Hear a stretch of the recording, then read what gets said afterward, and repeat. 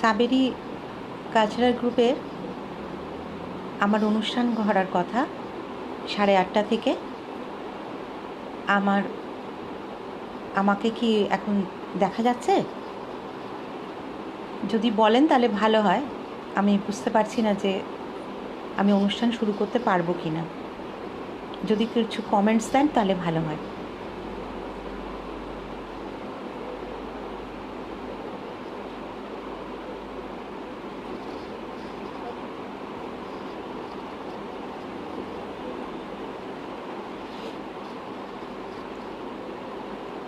নমস্কার, আমি চকিতা চট্টোপাধ্যায়।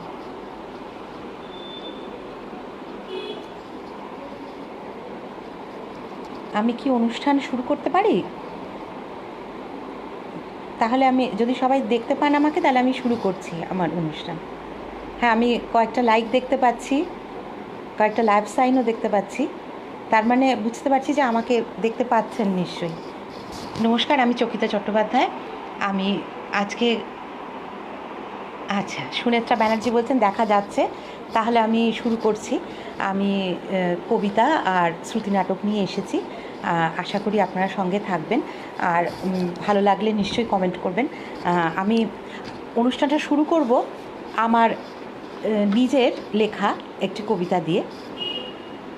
কবিতাটির নাম রক্তিম দিগন্ত। হ্যাঁ, শুরু করছি।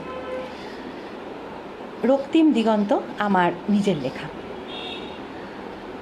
আমার মৃত্যু সংবাদ কি প্রকাশিত হয়েছে আজকের খবরের কাগজে? না, এখনো হয়নি। তার মানে আরও একটা দিন আমি বেঁচে আছি এই পৃথিবীটার বুকে। কিন্তু আমি যে বেঁচে আছি এটা তো কোনো খবর নয়। আমার বেঁচে না থাকাটাই বরং একটা বড় হেডলাইনওয়ালা খবর হতে পারত।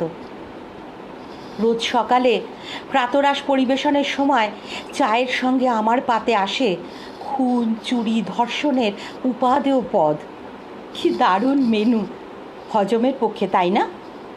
কিন্তু জাতি যে আজ এগিয়ে চলেছে, আমরাও তাহলে এই জাতির সঙ্গে পা মেলাতে যন্ত্রণা প্রুফ জামা পরে পরম নিশ্চিন্তে এগিয়ে চলি আগামীর দিকে। যাবার পথেই সব কিছু যাতে আমাদের গা সওয়া হয়ে যায়।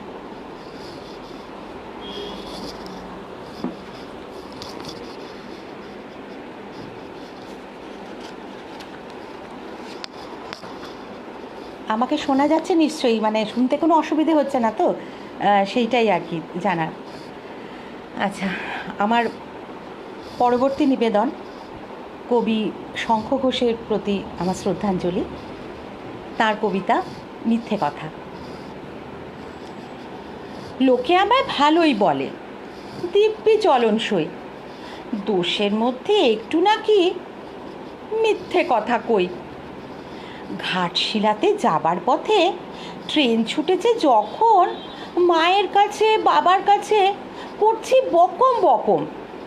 হঠাৎ দেখি মাঠের মধ্যে চলন্ত সব গাছে এক এক রকম ভঙ্গি ফোটে, এক এক রকম নাচে। ওমা দেখো নৃত্যনাট্য! যেই বলেছি আমি, মা বকে দেয়, বড্ড তোমার বেড়েছে ফাজলামি। চিড়িয়াখানায় নাম জানো তো আমার সেজো মেশর? আদর করে দেখিয়েছিলেন পশুরাজের কেশর।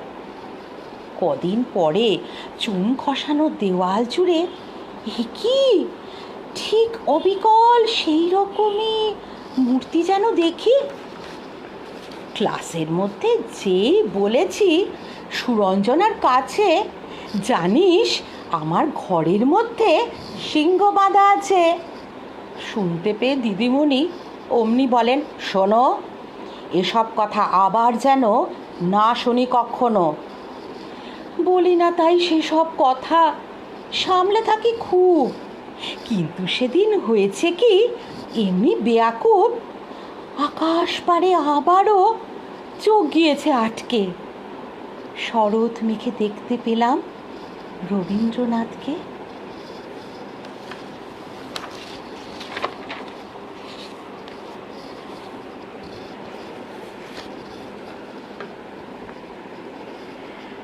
খুব ভালো লাগছে আপনাদের কমেন্টগুলো দেখে।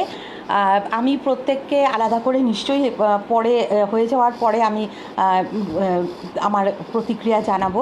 এখন সবাইকে ধন্যবাদ জানাচ্ছি, আর আমার খুব ভালো লাগছে। আপনারা শুনুন, আপনারা যে মন দিয়ে শুনছেন এটা মানে ভেবেই আমার খুব ভালো লাগছে। আমার পরবর্তী নিবেদন পূর্ণেন্দু পত্রীর এক যে ছিল বিদ্যাসাগর। এক যে ছিল বিদ্যাসাগর, ভীষণ বাজে লোক, বলতো কি না বিধবাদের আবার বিয়ে হোক। এক যে ছিল বিদ্যাসাগর, দেখতে এলে বেলে, চাইতো কিনা লেখাপড়া শিখুক মেয়ে ছেলে। এক যে ছিল বিদ্যাসাগর, দেমাগধারী ধার, সাহেব যদি জুতো দেখায় বদলা তৎক্ষণাৎ। এক যে ছিল বিদ্যাসাগর, বুদ্ধি শুদ্ধি কই, লিখেই চলে শিশুপাঠ্য বই। এক যে ছিল বিদ্যাসাগর, কপালে তার গেরো, ওষুধ দিয়ে বাঁচায় কিনা গরিব গুরবদেরও। এক যে ছিল বিদ্যাসাগর, মগজটা কি ফাঁকা, যে যেখানে বিপন্ন তার জোগানো চাই টাকা।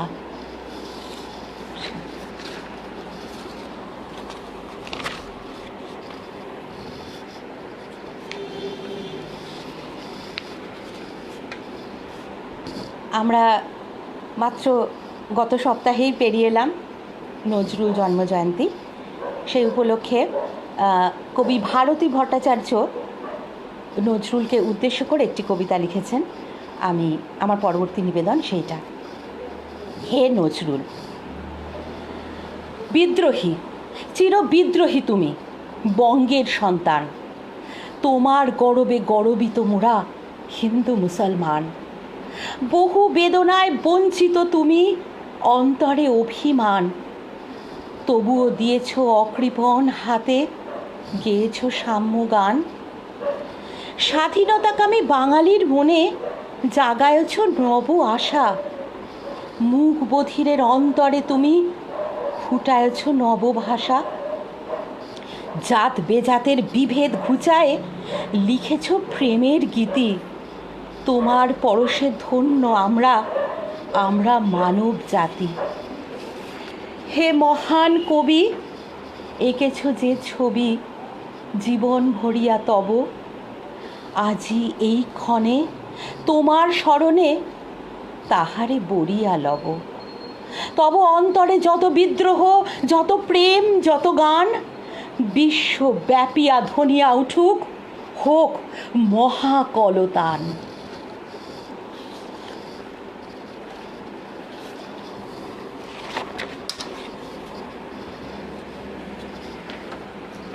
যত দুঃখের মধ্যেই আমরা থাকি, মনের মধ্যে আমাদের স্বপ্ন থাকে। কবি শুভ্রা চট্টোপাধ্যায় তার কবিতা স্বপ্নের দেশে বলেছেন তেমনই স্বপ্নের কথা। যদি কোনো দিন গড়তে পারি গো এমন একটি দেশ, যে দেশের বুকে থাকবে না কোনো হিংসা অথবা দেশ, স্বার্থ ভুলেছে যে দেশের লোক, মুছে গেছে যেথা বিচ্ছেদ শোক, সকলেরই বুকে শুধুই রয়েছে প্রেমের মধুর রেশ। যে দেশের বুকে আবার এসেছে নেতাজি সুভাষ বোস, যে দেশের বুকে জন্ম নিয়েছে একো মানবতাবোধ, বিবাদ ভুলেছে সে দেশের লোক, নেই আর সেথা ক্রোধ আর লোভ, সকলেই সেথা বড় সুখে আছে একসাথে মিলে বেশ। যদি কোনো দিন গড়তে পারি গো এমন একটি দেশ।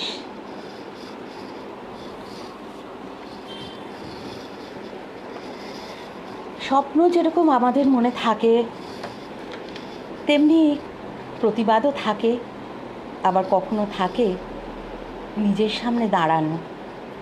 আমার পরবর্তী নিবেদন কবি অপরাজিতা গোপীর আয়নায় নিজের মুখ। বন্ধু, ঝড় উঠেছে, এবার আয়নায় নিজের মুখ দেখো। প্রতিবিম্বে নিজেকে চিনে নাও। চড়াই উতরাই পার হয়ে সংগ্রামে সংগ্রামে জীবনটা বিধ্বস্ত, শ্রান্ত, ক্লান্ত। অবশেষে নিশ্চিন্ত বটচ্ছায়ায় নিয়েছি আশ্রয়। খোলা আকাশের নিচে নক্ষত্রের বুকে শুয়ে শুয়ে রঙিন স্বপ্নের জাল বোনা, অতিক্রান্ত পথের যন্ত্রণার রক্তক্ষরণ ভুলে বিস্মৃতির অতলে তলিয়ে যাওয়া। একদিন আদর্শের ঋজুতায় জীবনের লক্ষ্যপথ স্থির রেখে হাঁটছিলাম হাঁটছিলাম হাঁটছিলাম অনেক ঝঞ্ঝা উত্থান পতনের মধ্য দিয়ে ডিঙি নৌকার মাস্তুল তুলে দুলতে দুলতে ভাসছিলাম, স্বপ্ন দেখছিলাম, নতুন পৃথিবীর স্বপ্ন দেখতে দেখতে হাঁটছিলাম। চারিদিকে শত্রু পরিবেষ্টিত হয়ে কত সময় মৃত্যুর মুখোমুখি দাঁড়িয়েও ধ্রুব তারাকে সাক্ষী রেখে জীবনের সত্যকে খুঁজে নিয়েছিলাম। আদর্শের জন্য সংগ্রাম, সংগ্রামী জীবন্ত, এই আত্মবিশ্বাসে পথে নেমেছিলাম, মিছিলে মিছিলে হেঁটেছিলাম। জীবনের লক্ষ্যপথ স্থির রেখে আপোষহীন অঙ্গীকারে আমরা দুর্গম পথ দিয়েছিলাম পাড়ি। আমাদের চারপাশে নিপীড়িত অত্যাচারিত মানুষ দুহাত প্রসারিত করে বিপ্লবী চেতনায় উদ্বুদ্ধ হয়ে মিছিলে মিছিলে হেঁটেছিল বন্ধন মুক্তির প্রত্যাশায়। তারা অরণ্য অন্ধকার অতিক্রম করে উদ্ভাসিত আলোকে নতুন করে বেঁচে উঠতে চেয়েছিল। বন্ধু, তুমি কি শুনতে পাচ্ছ ঝড়ের সংকেত? সমুদ্রের উত্তাল তরঙ্গ আছড়ে পড়ার ভয়ঙ্কর শব্দ শুনতে পাচ্ছ? কোথাও ভীষণ শব্দে নদী ভাঙছে, ভাঙনের শব্দে পায়ের তালে তালে মাটি কেঁপে কেঁপে উঠছে। রক্তাক্ত সংগ্রামের পথ ছেড়ে নিশ্চিত পোতাশ্রয়ের অন্বেষণে আমাদের চোখ এখন চকচক করছে। পদদলিত অত্যাচারিত মানুষের কান্না ভেজা লবণাক্ত পথ ছেড়ে আমরা রাজ ঐশ্বর্যের সন্ধানে সবুজ দুর্বা ঘাসে পা ডুবিয়ে হাঁটতে শুরু করেছি। রক্তাক্ত পথ ঢেকে গেছে দুর্বা ঘাসে। এই মুহূর্তে এখানে কান্নার কোনো শব্দ নেই, নেই নির্যাতিত মানুষের মুক্তি যন্ত্রণা। বৈভব ঐশ্বর্য স্বর্ণখচিত সিংহাসনের তীব্র সম্মোহনে আমরা আজ মোহাচ্ছন্ন। কিন্তু বন্ধু, এখনো আমি রাত্রির অন্ধকারে খোলা আকাশের নিচে কান পাতলেই শুনতে পাই সেই কান্না, সেই যন্ত্রণা। ধুমায়িত বারুদের গন্ধে আকাশ বাতাস ভরে উঠেছে। আজও আমাদের দেশে হাজার হাজার মানুষ রাত কাটায় ফুটপাতে, ঝুপড়িতে, খোলা আকাশের নিচে। অনাহারে অর্থাহারে তাদের দিন অতিবাহিত হয়। অনাদৃত অবহেলিত শিশুরা ক্ষুধার যন্ত্রণায় এ ডাস্টবিন থেকে ও ডাস্টবিন খাবার খুঁটে খুঁটে খায়। আজও সমাজের বুকে বাসা বেঁধে আছে 50-এর মন্বন্তরের উপসী মৃত্যুর হাহাকার। মেয়েরা জীবিকার অন্বেষণে পতিতালয় আশ্রয় খোঁজে। ধর্ষিতা নারীর মৃতদেহ পড়ে থাকে বেওয়ারিশ লাশ হয়ে। আর আমরা ঐশ্বর্যের চূড়ায় বসে বদলে দিতে চাই সমাজটাকে। তাই তো বন্ধু, এবার সময় হয়েছে অনাবৃত হওয়ার, আয়নার বুকে মুখ দেখে নিজেকে চিনে নেওয়ার, ভণ্ডামির মুখোশ খুলে আয়নার সামনে অনাবৃত হয়ে নিজেদের মূল্যায়ন করার।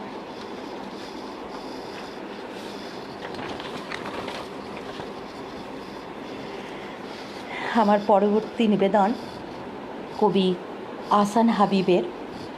ধন্যবাদ। আসি তবে, ধন্যবাদ। না না, সে কি, প্রচুর খেয়েছি। আপ্যায়ন সমাদর যতটা পেয়েছি ধারণাই ছিল না আমার। রাত বেশি, এইবার চলি তবে স্যার। আসবো না? কি বলেন, হুজুরের সামান্য কেরানি দয়া করে ডেকেছেন, এ তো আমি ভাগ্য বলে মানি। খেটে খুঁটে সে কি কথা, নিজের বাড়ির কাজ আর খাটবো না, চুপ করে খেয়ে যাব স্যার। চলি তবে। কি যে মজা, সত্যি স্যার মজার ব্যাপার। এমন মজার কথা এর আগে শুনি নাই। আর চিঠি পড়ে ভেবেছি আজ বোধহয় আপনার মেয়েদের কারো জন্মদিন, তাই তো স্যার সামান্য কিছু চকোলেটও কিনে আনলাম।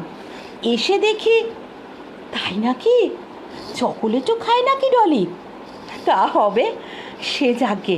সত্যি কথা বলি, ডলি নাম কুকুর ছানার, আর তার জন্মোৎসব সত্যি এক ইউনিক ব্যাপার। সত্যি নাকি? ও দেশের ঘরে ঘরে ঘটে থাকে এটা? তা হলেও বলুন তো, এমন নিখুঁতভাবে সেটা এদেশে আপনি ছাড়া কে আর দেখালো? অনেকেই হবেও বা, সেসব কি জানে? আপনার অধীনস্থ জনৈক কেরানি দয়া করে ডেকেছেন বলে তবেই না জানা গেল। তেমন না হলে এও তো আমার পক্ষে জানা সম্ভব হতো না স্যার। সত্যি স্যার, কুকুরের ছানা আর তার জন্মদিনে এত খরচের হাত, 2000! তা হবে না, ও বেটার বাদশাহী বরাত। আসবো না সে কি স্যার? এমন খুশির দিন আর আমাদের এই জীবনে বলুন তো আসে কতবার? চোখে পানি? না না স্যার, ও কিছু না। কি জানেন, খেয়েছি এমন, শ্বাস নিতে কষ্ট হয়। তাহলে এখন রাতও হলো, আপনারও বিশ্রাম নেবার সময় হয়েছে। আজ আসি তবে স্যার।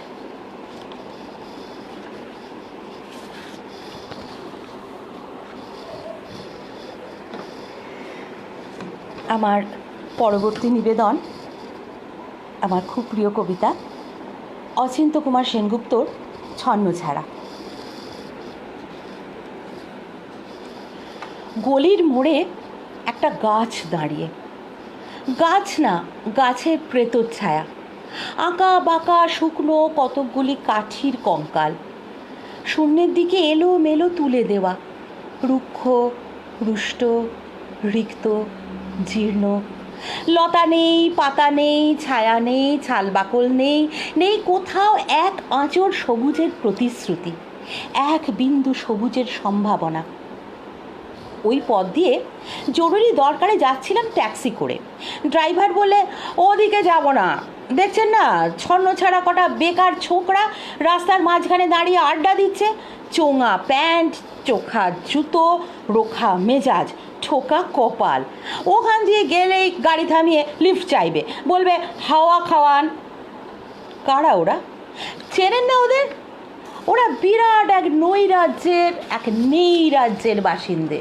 ওদের কিচ্ছু নেই, খিত নেই, ভিত নেই, রীতি নেই, নীতি নেই, আইন নেই, কানুন নেই, বিনয় নেই, ভদ্রতা নেই, শ্লীলতা শালীনতা নেই। ঘেঁষবেন না ওদের কাছে। কেন নেই?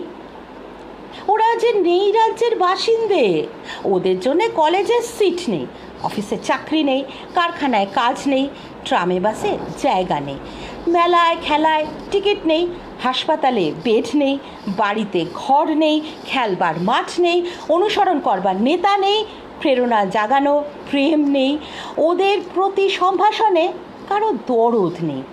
ঘরে বাইরে উদাহরণ যা আছে তা ক্ষুধা হরণের সুধা ক্ষরণের উদাহরণ নয়, তা সুধা হরণের ক্ষুধা ভরণের উদাহরণ। শুধু নিজের কোলের দিকে ঝোল টানা। এক ছিল মধ্যবিত্ত বাড়ির এক চিলতে ফালতু এক রক, তাও দিয়েছে লোপাট করে, তাই এখন পথে এসে দাঁড়িয়েছে শরতের মাঝখানে। কোত্থেকে আসছে সেই অতীতের স্মৃতি নেই, কোথায় দাঁড়িয়ে আছে সেই বর্তমানের গতি নেই, কোথায় চলেছে নেই সেই ভবিষ্যতের ঠিকানা। সেচহীন ক্ষেত, মণিহীন চোখ, চোখহীন মুখ, একটা স্ফুলিঙ্গহীন ভিজে বারুদের স্তূপ। আমি বললুম, না, ওখান দিয়েই যাব, ওখান দিয়েই আমার শর্টকাট। ওদের কাছাকাছি হতেই মুখ বাড়িয়ে জিজ্ঞেস করলুম, তোমাদের ট্যাক্সি লাগবে? লিফট চাই? আরে এই তো ট্যাক্সি, এই তো ট্যাক্সি, লে হালুয়া। সল্লাসে চেঁচিয়ে উঠল ছোকরারা, সিটি দিয়ে উঠল, পেয়ে গেছি পেয়ে গেছি, চল পানসি বেলঘড়িয়া। তিনটে ছোকরা উঠে পড়ল ট্যাক্সিতে, একজন ড্রাইভারের পাশে, দুজন পিছনের সিটে। বললুম, কতদূর যাবে? এই কাছেই, ওই দেখতে পাচ্ছেন না ভিড়। সিনেমা না, জলসা না, নয় কোনো ফিল্মি তারকার অভ্যর্থনা। একটা নিরীহ লোক গাড়ি চাপা পড়েছে, চাপা দিয়ে গাড়িটা উধাও। আমাদের দলের কয়েকজন গাড়িটার পিছে ধাওয়া করেছে। আমরা খালি ট্যাক্সি খুঁজছি। কে সে লোক? একটা বেওয়ারিশ ভিখিরি, রক্তে মাংসে দলা পাকিয়ে গেছে।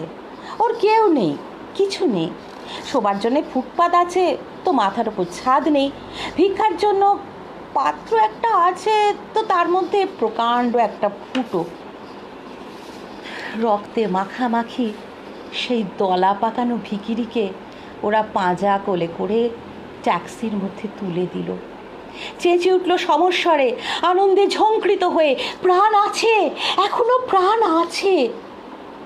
রক্তের দাগ থেকে আমার ভব্যতা ও শালীনতাকে বাঁচাতে গিয়ে আমি নেমে পড়লুম তাড়াতাড়ি।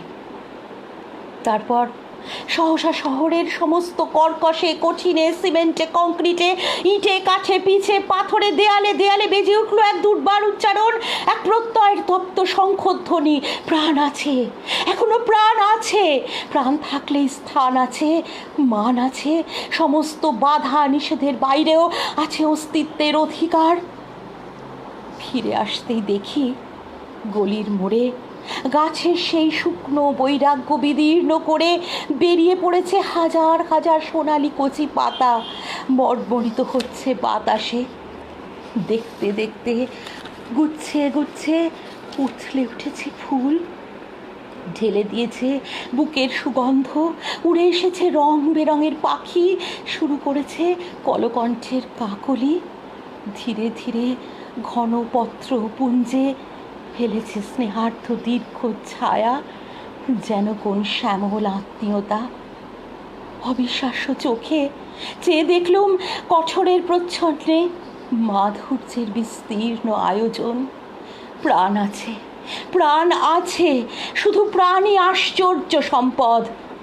এক ক্ষয়হীন আশা, এক মৃত্যুহীন মর্যাদা।